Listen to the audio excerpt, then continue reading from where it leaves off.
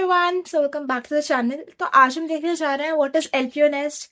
इसका देने का कोई फायदा भी है या नहीं है, बस नाम का है। And is there any drawback, yes or no? Everything is gonna be discussed in this video, so stay tuned to the last.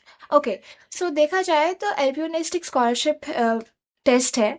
Like अगर आप इसे देते हो तो based upon certain marks you will be getting a scholarship. Okay, वैसे scholarship देखने के मिलने के बहुत सारे अदर क्राइटेरियाज भी हैं, बट माना यही जाता है कि if you give this scholarship exam, this LPO nest, तो आपको ज्यादा स्कॉलरशिप मिलता है। ठीक है, let's suppose if you from defence background तो आपको उसका अलग से 20% मिल जाता है। एंड अदर भी आप स्पोर्ट्स कोटा से आते हो या बोर्ड टॉपर हो, तो बोर्ड टॉपर तो उनके पास तो ऑप्शंस बहुत है। खैर, हम लोग ये बात करते हैं। ओके, एनीवेज, तो अभी स्कॉलरशिप का सेकेंड फेज चल रहा है, जिसमें कि क्योंकि फर्स्ट फेज ऑलरेडी ओवर हो चुका है, and for the second phase 4 category हैं, category A, B, C and D. Okay, तो टोटल फीस पर सेमेस्टर 1,40,000 है। Okay, but if you are giving the scholarship and आपका कैटेगरी ए में number आता है, that means you are getting 60% scholarship. Okay, तो आपको 56,000 for 1 semester you have to pay. Let me remind you that कि scholarship programmes जो भी हैं वो सिर्फ और सिर्फ आपके अकेडमिक फीस पे ही लगते हैं। For hostel fees you need to give the full fees, एंड वो हर साल बढ़ता रहता है, 10,000 समथिंग लाइक दैट। ठीक है, तो हॉस्टल में आपको कोई कंसेशन नहीं मिलने वाला है, प्रोवाइडेड जब तक आप एलपीयू के लिए कोई नेशनल लेवल पे कोई जीत के नहीं आते हो, let it be the sports criteria और एनीथिंग। एंड अगर आप पहले से ही बोर्ड टॉपर हो, you are in the 20% category of the national board toppers, ठीक है, आप वो 20% कैटेगरी में ही आते हो, एकदम टॉप टॉपर्स, तो आपको यहाँ पे फ्री में रहने को मिलता है in 4 seater non AC. Okay, and आपकी अकेडमिक फीस पूरी माफ हो जाती है। Anyways, let's come to the second category, that is category B.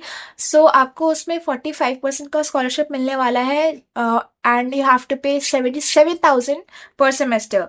And for category see it is 35% scholarship, जिसके लिए आपको देना पड़ेगा 91,000 फॉर 1 सेमेस्टर।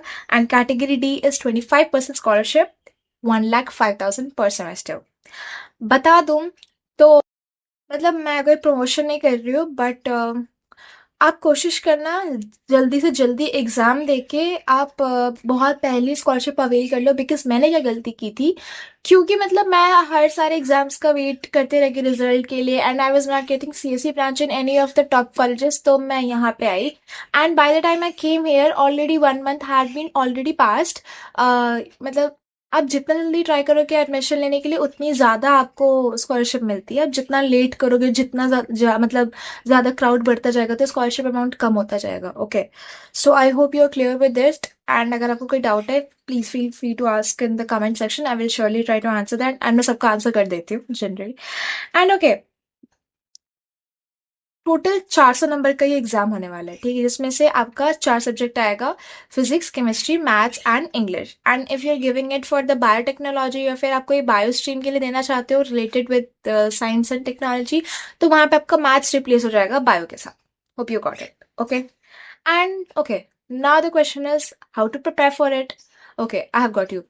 तो देखो, मेनली फोकस रखना है एनसीईआरटी पे। ओके, एनसीईआरटी की थ्योरी एंड एनसीईआरटी की questions, if you are clear with that, trust me, हो जाएगा। And apart from that, still if you are feeling कि अगर आपको एक स्टेप आगे जाना है, तो आप जेई मेंस लेवल 1 या लेवल 2 मैक्सिमम हो गया, वहां तक प्रैक्टिस कर सकते हो। इतना कोई टफ टेस्ट नहीं होता है। बट हाँ, और चीज मैं बता दूं, आपको लग रहा है कि ऑनलाइन एग्जाम होने वाला है, see you will be getting options. या तो आप ऑनलाइन एग्जाम दे दो, नहीं तो आप किसी टेस्ट सेंटर पे जाके एग्जाम दे सकते हो। ठीक है, बट स्टूडेंट्स फील कि हम घर से देंगे online exam, like we can cheat here. तो देखो, वो सब आपकी मर्जी है, बट मैं बता दूं, आपके लिए थर्ड आई लग जाता है। जैसे कि लेट्स सपोज आप लैपटॉप से एग्जाम दे रहे हो, तो आपको वही प्रॉक्टर बोलेगा जो एग्जाम में बैक एंड पे देख रहा होगा, आपको इन्विजिलेट कर रहा होगा, कि आप एक फोन भी अलग से साइड से लगाओ, जिसमें से आपका पूरा रूम का व्यू आ रहा होगा। ठीक है, तो आपको पता चल चुका है। So now you smart enough, आपको क्या करना चाहिए, क्या नहीं करना चाहिए। ओके, तो very rare chance of copying in the exam now. And हाँ, आपको ये भी बोलते हैं कि आप जब लिखने बैठो तो आप ब्लैंक शीट्स लेकर के बैठो। तो लाइक जब मैंने एग्जाम दिया था तब की बात है, लास्ट ईयर ओनली। एंड हाँ, ये भी बोला जाता है कि 132 मार्क्स का कट ऑफ जाता है to be eligible for the scholarship program. And 4 category में लगने वाला है, तो मोस्ट प्रोबेबली रफली देखा जाए तो 132 से 200 के आसपास आपकी कैटेगरी डी में स्कॉलरशिप जाएगी, and 200 something like 250 260 something in category C, then further till 350 आपका जाएगा category B, and till 400 you will be getting category A scholarship, somewhere around this thing. ये थोड़ा बहुत फ्लक्चुएट करता रहता है हर टाइम पे। तो मैं एक ही टिप देना चाहूँगी, आप अगर आपको अच्छी स्कॉलरशिप मिल रही है, तो आप प्लीज़ अभी के अभी इसको ब्लॉक कर दो, बिकॉज़ 56,000 में 1 semester is not bad. Okay, अगर कैटेगरी ए में स्कॉलरशिप जा रही है तो, ठीक है।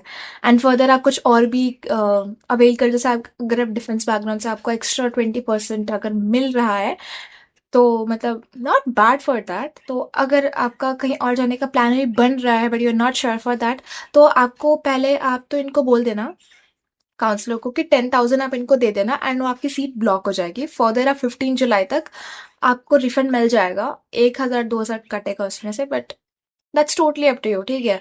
क्योंकि अब इट्स बेटर ना कि अब बाद में एग्जाम दो, उसमें कम स्कॉलरशिप मिलेगा, भी ज्यादा स्कॉलरशिप मिल रहा है, तो अभी का वेट करना इट्स बेटर, जबकि आपको रिफंड बाद में मिल ही जाएगा, ठीक है।